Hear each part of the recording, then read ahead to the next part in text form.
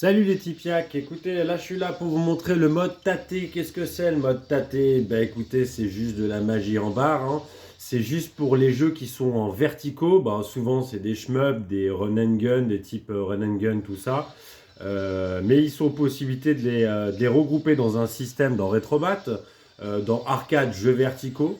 Donc du coup ils sont tous affichés, mais étant donné que c'est plein d'émulateurs différents, faut pas le faire, faut pas les préparer, on va dire, pour tous les jeux même, par exemple, parce que sinon tous vos jeux même vont être comme ça.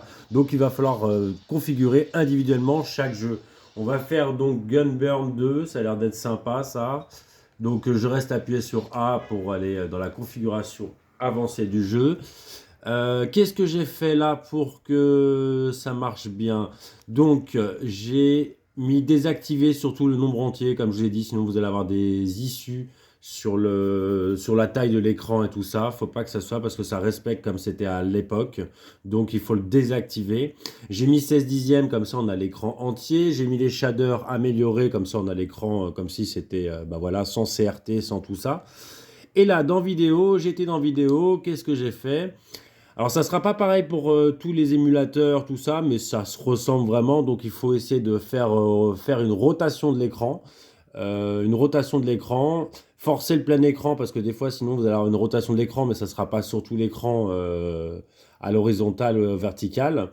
Donc j'ai mis oui. Voilà, normalement c'est tout ce qu'il y a à faire. Je vais le lancer. Je vais essayer de positionner la console parce que sans la tenir, c'est compliqué. Alors, c'est sûr, les jeux de mode tâté, ça peut fonctionner en enlevant vos manettes, hein, bien sûr, de la LG. Vous pouvez enlever vos manettes, hein. Pour jouer, ça sera même plus simple. Il y aura moins de poids et tout ça, ça sera même plus simple. Moi, j'ai branché une manette pour faire plus simple. Voilà, alors faut que ça tienne. Est-ce que c'est cadré à peu près? Voilà. Hop, hop, hop. Donc vous avez énormément de jeux compatibles tâtés. C'est les jeux d'arcade souvent. Allez, on met une petite piécette. On met une petite piécette et c'est parti. Ne jugez pas mon niveau de jeu. Déjà que j'ai du mal à faire des vidéos. Mais en plus, si vous jugez ma façon de jouer pendant que je parle, ça va être compliqué. Alors, validons. On va prendre...